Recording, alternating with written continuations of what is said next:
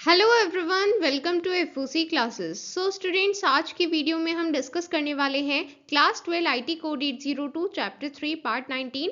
आज की वीडियो में हम डिस्कस करने वाले हैं OOP means object oriented programming and class object and constructor. काफी इंपॉर्टेंट टॉपिक है। चलिए वीडियो को स्टार्ट करते हैं। सो जावा की एक इम्पॉर्टेंट कैरेक्टरिस्टिक है, that is it is an object oriented programming language और OOP language. So basically OOP means OOP, इसे हम OOP भी कहते हैं। सो OOP stands for object oriented programming. ये एक प्रीवियस ईयर क्वेश्चन भी है जहां पर आपसे 2024 में पूछा गया था OOP स्टैंड्स फॉर। सो उस केस में अगर आपने इतनी छोटी फुल फॉर्म्स भी नहीं पढ़ी हैं सो डायरेक्टली आप अपना 1 मार्क लूज कर सकते हैं। बट ये बहुत ही इजी फुल फॉर्म है एंड आगे आपको बहुत काम आएगी अगर आप कोडिंग एरिया लेने वाले हैं, आप कोडिंग एरिया में आगे जाने वाले हैं। सो ऑफ कोर्सली आपको OOP लैंग्वेज के साथ डील करना होगा। सो यहाँ पर OOP का मतलब आपको पता होना चाहिए। OOP stands for object oriented programming. Okay, so यहाँ पर जैसा कि नेम से पता चलता है कि इस प्रोग्रामिंग लैंग्वेज में हम बात कर रहे हैं ऑब्जेक्ट्स की। तो ये ऑब्जेक्ट क्या है, चलिए समझते हैं। सो बेसिकली OOP लैंग्वेज में प्रोग्राम एक कलेक्शन होता है ऑब्जेक्ट्स का। मींस यहाँ पर हमारे पास डिफरेंट ऑब्जेक्ट्स होंगे जो एक दूसरे के साथ इंटरेक्ट करते हैं सो दैट कोई भी प्रॉब्लम सॉल्व की जा सके। ठीक है, मींस जो भी हमारा क्वेश्चन है, जो भी प्रॉब्लम है, हमें उसे सॉल्व करने के लिए ऑब्जेक्ट्स की रिक्वायरमेंट होती है। ठीक है, एंड ऑब्जेक्ट्स के कलेक्शन को ही हम उसमें प्रोग्राम कहते हैं। ठीक है, सो देखिए यहाँ पर एक एग्जाम्पल है हमारे पास। ये आपको हेल्प करेगा ये समझने में कि किस तरह से OOP लैंग्वेज वर्क करती है। सो बेसिकली OOP लैंग्वेज में सबसे पहले हम बात करते हैं एक क्लास की। तो ये क्लास क्या है? यहाँ पर क्लास एक तरह का टेम्पलेट है जिससे हम ऑब्जेक्ट्स क्रिएट करने वाले हैं। बेसिकली जैसे मैंने आपसे कहा कि आपको ऑब्जेक्ट 1 एंड ऑब्जेक्ट 2 क्रिएट करने हैं, तो क्या ऐसा पॉसिबल है कि ऑब्जेक्ट 1 में तो सिर्फ एक ही वैल्यू है बट ऑब्जेक्ट 2 में डिफरेंट टाइप की 2 वैल्यूज हैं? ऐसा नहीं होगा। ऐसा क्यों नहीं होगा? क्योंकि हमारे पास पहले से एक टेम्पलेट है जो हमें बताएगा कि हमें कौन से टाइप की वैल्यूज प्रोवाइड करनी है एंड उन वैल्यूज को एक्सेस करने के लिए हम कौन से मेथड अप्लाई करेंगे। ये चीजें पहले से ही डिफाइंड होंगी। तो ये चीजें पहले से कहां पर डिफाइंड होती हैं? ये डिफाइंड होती हैं क्लास में। इसका मतलब है कि जब भी आप कोई ऑब्जेक्ट क्रिएट करेंगे तो वहां पर आपको क्या डेटा स्टोर करना है और उस पर कौन सा मेथड अप्लाई करना है, ये चीज पहले से डिसाइडेड होती है। एंड ये कैसे डिसाइडेड होगी? जब हमारे पास पहले से एक क्लास बनी है जहां पर हमने बताया है कि डेटा मेंबर्स क्या हैं और मेथड मेंबर्स क्या हैं। तो बेसिकली यहाँ पर मेंबर का क्या मतलब है कि ये एक पार्ट है। किसका पार्ट है? क्लास का पार्ट है। ठीक है, क्लास के हमारे पास यहाँ पर दो पार्ट्स हैं। मींस क्लास में ये दोनों चीजें इंक्लूडेड होती हैं। डेटा मेंबर मींस ऐसे मेंबर जहां पर हम डेटा स्टोर करते हैं, and then method member means ऐसे मेंबर जो ये बताएंगे कि इस डेटा मेंबर को हम किस तरह से एक्सेस कर सकते हैं। ठीक है, यहाँ पर हमारे पास दोनों चीजें data member and method member एक जगह रैप अप होते हैं। एंड वो क्या है? वो है क्लास, जहां पर हमें ये दोनों चीजें एक साथ मिलती हैं। ठीक है, इसी चीज को हम कहते हैं डेटा एनकैप्सुलेशन।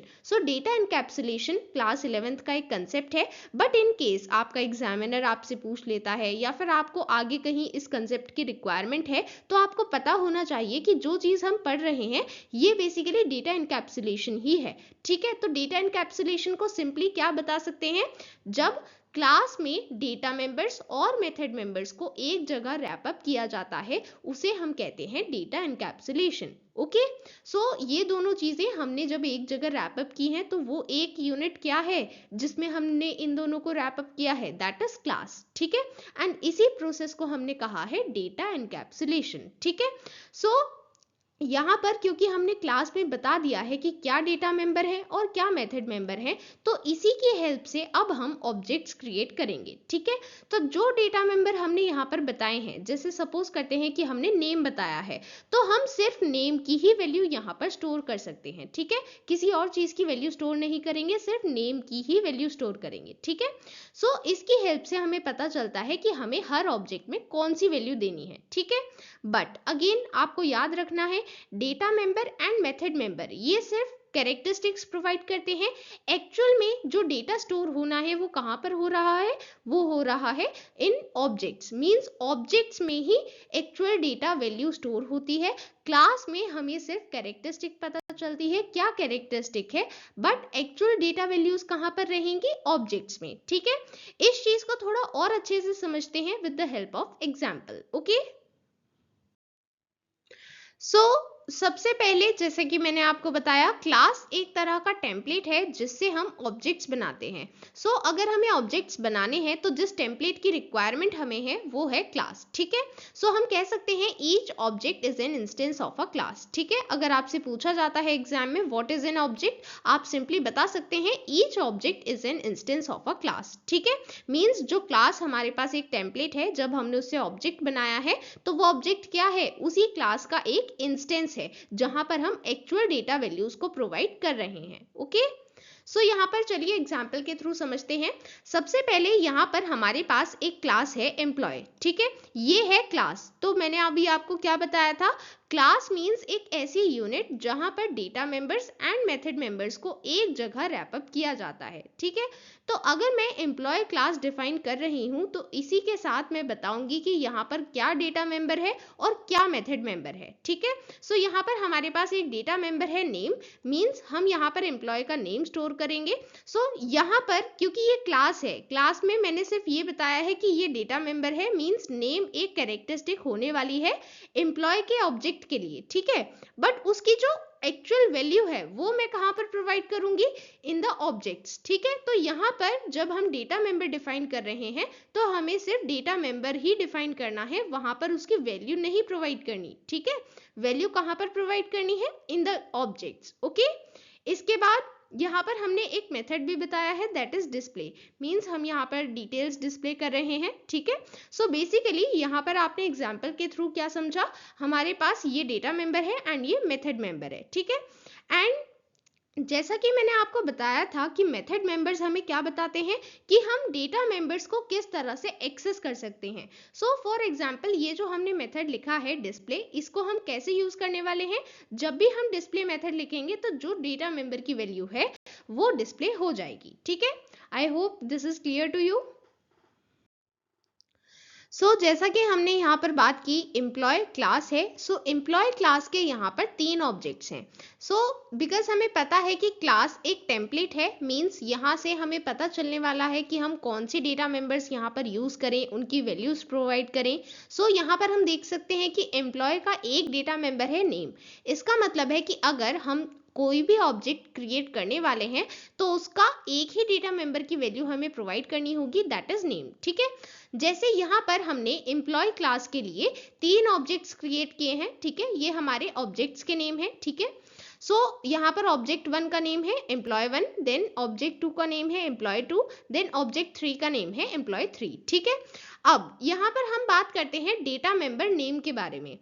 अब मैंने आपको बताया था कि यहाँ पर जब हम क्लास की बात करते हैं तो हम सिर्फ ये कैरेक्टरिस्टिक प्रोवाइड कर रहे हैं, मींस हमने सिर्फ ये बताया है कि डेटा मेंबर क्या है, बट उसकी एक्चुअल वैल्यू क्या है वो हम यहाँ पर नहीं बताते। तो वो कहाँ पर बताते हैं, वो बताते हैं हम ऑब्जेक्ट में। ठीक है, यहाँ पर हर एक ऑब्जेक्ट में हमने बताया है नेम डेटा मेंबर की क्या वैल्यू है। जैसे एम्प्लॉय 1 ऑब्जेक्ट में नेम डेटा मेंबर की वैल्यू है रमेश, उसी तरह से एम्प्लॉय 2 ऑब्जेक्ट में नेम डेटा मेंबर की वैल्यू है नमन, इसी तरह से एम्प्लॉय 3 में वैल्यू है अनाया। इसका मतलब है यहाँ पर हमें जो भी एक्चुअल वैल्यूज प्रोवाइड करनी होती है वो कहाँ पर करते हैं, इन ऑब्जेक्ट्स। और ये जो क्लास है ये सिर्फ एक टेम्पलेट का वर्क करती है, ये सिर्फ हमें ये बताती है कि ऑब्जेक्ट्स में कौन कौन से डेटा मेंबर्स की वैल्यूज को प्रोवाइड करना है। ठीक है, इसके बाद यहाँ पर ये जो मेथड मेंबर लिखा है इसका किस तरह से यूज किया जाएगा, जब हम इस पर्टिकुलर ऑब्जेक्ट पर कोई भी एक ऑब्जेक्ट लेंगे और उस पर्टिकुलर ऑब्जेक्ट पर जब ये मेथड अप्लाई किया जाएगा, जैसे हम लिखते हैं एम्प्लॉय 1 डॉट डिस्प्ले। इसका क्या मतलब होगा, उस स्टेटमेंट की हेल्प से हम क्या करेंगे, उस स्टेटमेंट की हेल्प से हम नेम मेथड के वैल्यूज को देखेंगे। ठीक है, इसका मतलब है कि हम ये जो पर्टिकुलर ऑब्जेक्ट बना रहे हैं इसी की हेल्प से हम इस मेथड को एक्सेस कर सकते हैं। ठीक है, आई होप ये दोनों चीजें आपको यहाँ पर क्लियर हैं। ओके, यहाँ पर हमें एग्जाम्पल गिवन है। ये एग्जाम्पल हमने प्रैक्टिकल सीरीज में डिस्कस किया था, बट कुछ स्टूडेंट्स को समझ में नहीं आया था क्योंकि वहाँ पर हमने थ्योरी पोर्शन को ज़्यादा डिस्कस नहीं किया। यहाँ पर आई होप ये एग्जाम्पल आपको क्लियर हो जाएगा, बिकॉज अभी हमने थ्योरी भी डिस्कस कर ली है। अब जब मैं आपको ये एग्जाम्पल एक्सप्लेन करूँगी आपको ये क्लियर हो जाएगा। ओके, एंड साथ ही जो आपकी बुक में एग्जाम्पल गिवन है वो हमने प्री बोर्ड डिस्कशन वीडियो में डिस्कस किया था, वो आप वहां पर देख सकते हैं। ठीक है, यहाँ पर सबसे पहले हम बात करते हैं, हम पब्लिक क्लास स्टेटमेंट लिखने वाले हैं ये डिफाइन करने के लिए कि हमारे पास कौन सी क्लास है। यहाँ पर हमारी क्लास का नेम है एम्प्लॉय। तो सबसे पहले हमें क्या करना होगा, हमें यहाँ पर पब्लिक क्लास ये कीवर्ड लिखने होंगे। ये क्लास को डिफाइन कर रहे हैं। बेसिकली हमें अगर ये बताना है कि यहाँ पर हम क्लास लिखने वाले हैं तो उसके लिए ये कीवर्ड लिखना जरूरी है। ठीक है, पब्लिक क्लास। इसके बाद यहाँ पर ये क्या है, ये है हमारी क्लास का नेम। ठीक है, इसके बाद यहाँ पर आप कर्ली ब्रैकेट्स के साथ स्टार्ट करेंगे।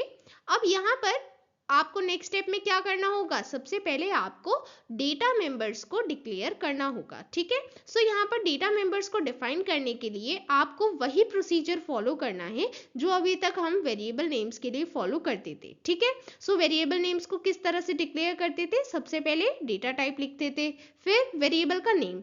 उसी तरह से यहाँ पर आपको वो प्रोसीजर फॉलो करना है। ठीक है, ये चीजें वेरिएबल से डिफरेंट है, बट आपको कंसेप्ट याद रहे इसलिए मैं आपको बता रही हूँ कि आपको वही प्रोसीजर फॉलो करना है। ठीक है, यहाँ पर हम क्या कर रहे हैं, हमने यहाँ पर डेटा मेंबर डिफाइन किया है, डिक्लेयर किया है। डेटा मेंबर डिफाइन करने के लिए हमने सबसे पहले उसका डेटा टाइप बताया, दैट इज इंट, उसके बाद उसका नेम। ठीक है, इसी की तरह हमारे पास यहाँ पर दो और डेटा मेंबर्स हैं। ठीक है, इसके बाद ये भी हमारे पास डेटा मेंबर्स ही हैं, बस यहाँ पर हमने इन्हें प्राइवेट डिक्लेयर किया है। प्राइवेट डिक्लेयर क्यों किया है ये चीज हम नेक्स्ट वीडियो में डिटेल में डिस्कस करेंगे, ये एक सेपरेट टॉपिक है। बट फिलहाल के लिए आप ये समझ सकते हैं कि ये 5 यहाँ पर हमारे पास डेटा मेंबर्स गिवन है। ठीक है, देन यहाँ पर हमने मेथड मेंबर डिक्लेयर किया है। देखिए मेथड मेंबर और कुछ नहीं है, जो अभी तक हमने यूजर डिफाइन पढ़ा था वही यहाँ पर यूजर डिफाइन मेथड को ही मेथड मेंबर कहा गया है। ठीक है, बेसिकली यहाँ पर क्योंकि मेथड एक पार्ट है क्लास का, क्लास का पार्ट तो डेटा मेंबर भी है, तो इसीलिए हमने मेथड को मेथड मेंबर कहा है। ठीक है, अदरवाइज उसको लिखने का तरीका, उसको डिफाइन करने का तरीका वही है जो अभी तक हम यूजर डिफाइंड मेथड्स के केस में डिस्कस कर रहे थे। ठीक है, यहाँ पर आपको सिंपली वही प्रोसीजर फॉलो करना है जो हमने यूजर डिफाइंड मेथड के केस में किया है। ठीक है, जैसा कि मैं आपको हमेशा बताती हूँ कि आपको पिछली वीडियोस देखते चलना है। लास्ट वीडियो में हमने डिटेल में डिस्कस किया था यूजर डिफाइंड मेथड। ये चीज यहाँ पर दोबारा मैं डिटेल में एक्सप्लेन नहीं कर रही हूँ, एक बार ब्रीफली एक्सप्लेन कर देती हूँ सो दैट आपको ये एग्जाम्पल क्लियर हो जाए। ठीक है, अदरवाइज आपको ये टॉपिक यूजर डिफाइंड मेथड कहाँ से कंप्लीट करना है, from the previous video. Okay, यहाँ पर देखिए मैंने आपको बताया था कि जब हमारे पास रिटर्न टाइप नहीं होता है तब हम यूज करते हैं वॉइड। देन ये हमारा मेथड का नेम है। इसके बाद यहाँ पर पैरामीटर्स की लिस्ट हमारे पास नहीं है। इसके बाद यहाँ पर हमने स्टेटमेंट्स प्रोवाइड की हैं। बेसिकली डिस्प्ले मेथड को हम क्यों यूज करना चाहते हैं, दैट यहाँ पर जितने भी डेटा मेंबर्स हैं इन सभी की वैल्यू डिस्प्ले हो पाए। ठीक है, आउटपुट में आउटपुट में कुछ भी डिस्प्ले करने के लिए हम यूज करते हैं system.out.println। ठीक है, हमने ये मेथड यूज किया है और इसके बाद सबसे पहले हमने उस पर्टिकुलर डेटा मेंबर के लिए यहाँ पर एक वर्ड लिखा है। जैसे एम्प आईडी के लिए हमने लिखा है आईडी, एम्प नेम के लिए हमने लिखा है नेम, सो दैट ये पता चल पाए कि यहाँ पर जो वैल्यू डिस्प्ले हो रही है वो किस चीज के करेस्पॉन्डिंग है। ठीक है, उसके बाद यहाँ पर हमने उस पर्टिकुलर डेटा मेंबर का नेम लिखा है। इसका मतलब है कि हमें आईडी के बाद क्या डिस्प्ले करना है, एम्प आईडी की actual value. Okay, I hope ये मेथड आपको यहाँ पर क्लियर है। ये हमारी एक क्लास थी एम्प्लॉय एंड इसके ये सभी डेटा मेंबर्स डिक्लेयर किए हैं एंड यहाँ पर ये एक मेथड मेंबर है display. Okay, then next topic is constructor. अभी तक हमने डेटा मेंबर्स के डिक्लेरेशन के बारे में बात की, जहां पर आपने एक क्लास के अंदर डेटा मेंबर्स को डिफाइन किया था, बट हमने उन्हें इनिशियलाइज नहीं किया था। बट अगर आप इनिशियलाइज नहीं करते हैं और डायरेक्टली डेटा मेंबर्स को यूज करते हैं तो उससे पहले क्या होता है, कंपाइलर बाय डिफॉल्ट उन्हें वैल्यू असाइन कर देता है, ठीक है, या तो 0 या फिर नल, ठीक है, नल स्ट्रिंग के केस में एंड 0 न्यूमेरिक डेटा टाइप के केस में, ठीक है। सो बेसिकली यहाँ पर अगर आप डेटा मेंबर्स को सिर्फ डिक्लेयर करते हैं, इनिशियलाइज नहीं करते, तो उस केस में क्या होगा, डिफॉल्ट वैल्यू असाइन हो जाएगी। बट ये एक अच्छी प्रैक्टिस है अगर आप खुद से इनिशियलाइज कर देते हैं, ठीक है। सो खुद से इनिशियलाइजेशन करने के लिए हमें क्या करना होगा, हमें कंस्ट्रक्टर का यूज करना होगा। तो कंस्ट्रक्टर क्या है, सबसे पहले कंस्ट्रक्टर बहुत सारे स्टूडेंट्स ये टॉपिक देखकर ही इसे लीव कर देते हैं, बट ये इतना सिंपल टॉपिक है एंड साथ ही ये बहुत इजी भी है।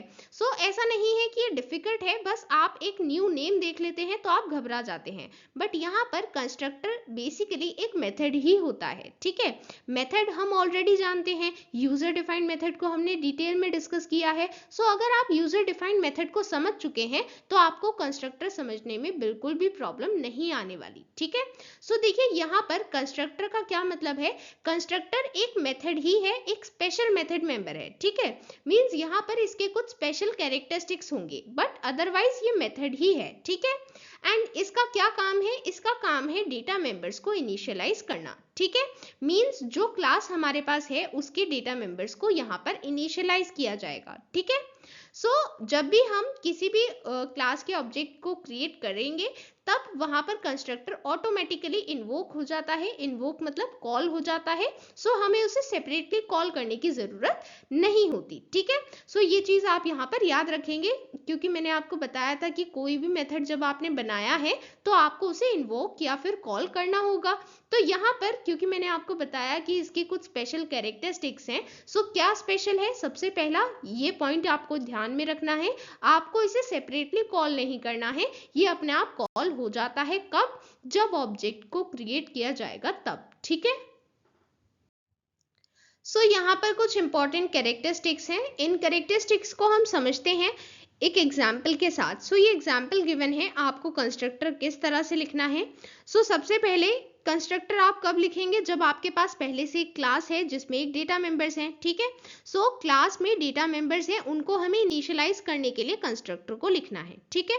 सो हम उसी क्लास की बात कर रहे हैं जो अभी हमने एग्जाम्पल में डिफाइन की थी, ठीक है। सो यहाँ पर क्लास का नेम क्या था, एम्प्लॉय, राइट। अभी अभी हमने जो क्लास डिस्कस की है उसका नेम था एम्प्लॉय।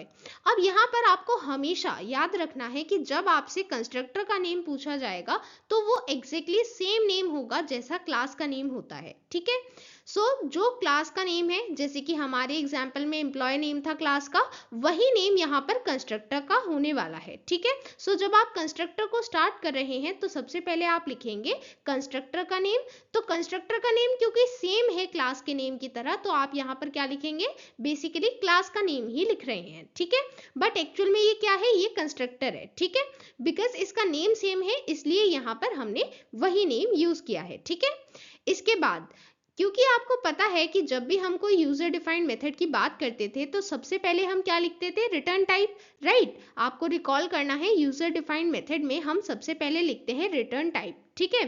फिर उसके बाद लिखते हैं मेथड का नेम, बट यहाँ पर डायरेक्टली हमने मेथड का नेम लिखा है। क्यों लिखा है, क्योंकि यहाँ पर आपको याद रखना है, in case of constructor there is no return type, means यहाँ पर कोई भी रिटर्न टाइप नहीं होता। क्यों नहीं होता, क्योंकि हमें ऑलरेडी पता है कि कंस्ट्रक्टर का सिर्फ एक ही काम है, दैट इज इनिशियलाइजेशन। तो इनिशियलाइजेशन के केस में हमें कोई रिटर्न वैल्यू की रिक्वायरमेंट नहीं है, एंड क्योंकि रिटर्न वैल्यू की रिक्वायरमेंट नहीं है इसलिए यहाँ पर हम कोई रिटर्न टाइप नहीं देंगे, ठीक है। सो आपको यहाँ पर दो चीजें यहाँ पर अच्छे से पता होनी चाहिए। सबसे पहला क्लास का नेम है वही कंस्ट्रक्टर का नेम होगा, सेकेंड यहाँ पर कोई रिटर्न टाइप नहीं होगा, ठीक है। आप डायरेक्टली कंस्ट्रक्टर के नेम से स्टार्ट करेंगे, ठीक है। इसके बाद पैरामीटर लिस्ट, ये ऑप्शनल है, आप यहाँ पर दे भी सकते हैं और नहीं भी, ठीक है।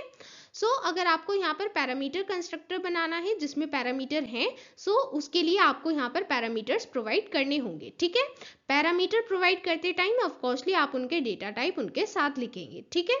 जैसे यहाँ पर हमने हर एक करेस्पॉन्डिंग डेटा मेंबर के लिए एक पैरामीटर लिया है, जैसे एम्प आईडी के लिए इंट आईडी, इंट यहाँ पर डेटा टाइप है, आईडी पैरामीटर है, ठीक है। इसी तरह से बाकी डेटा मेंबर्स के लिए भी हमने पैरामीटर्स लिए हैं, ठीक है।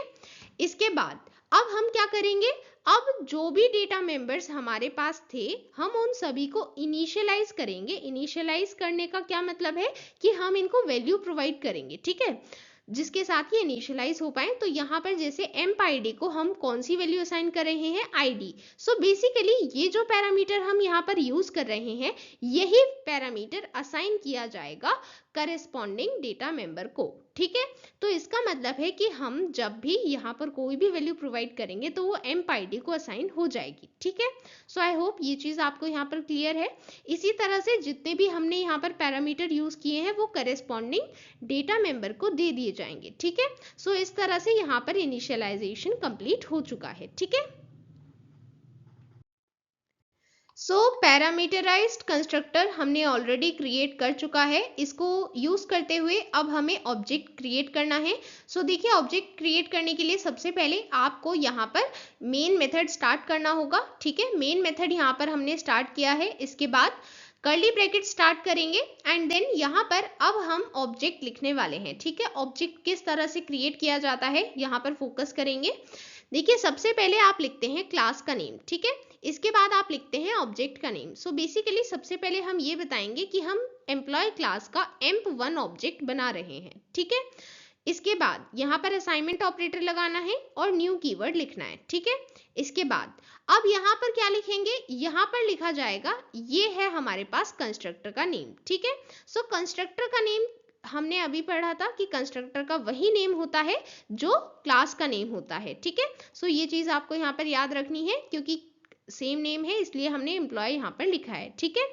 फिर क्योंकि मैंने आपको बताया था कि जब हमारे पास पैरामीटर्स हैं तो जो वैल्यू असाइन होगी वो उसी पैरामीटर को दे दी जाएगी। तो इसका मतलब है जैसे यहाँ पर हम सबसे पहले लिख रहे हैं 20251, ठीक है, ये हमारी पहली वैल्यू है। तो ये वैल्यू किस चीज को असाइन की जाएगी, ये वैल्यू आईडी पैरामीटर को दी जाएगी। इसका मतलब है ये आईडी पैरामीटर के लिए एक टाइप की आर्ग्यूमेंट है। एंड क्योंकि हमने आईडी पैरामीटर को असाइन किया था, इनिशियलाइज किया था एज अ वैल्यू, किसके लिए, एम्प आईडी के लिए, तो इसलिए एम्प आईडी की जो वैल्यू हो जाएगी वो क्या हो जाएगी, 20251, ठीक है।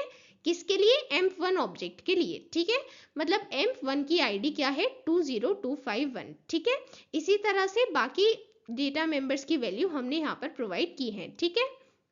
साथ ही आप यहाँ पर ध्यान रखेंगे जो भी न्यूमेरिक वैल्यूज होती हैं वो आप विदाउट डबल कोट्स या फिर सिंगल कोट्स प्रोवाइड करते हैं, ठीक है।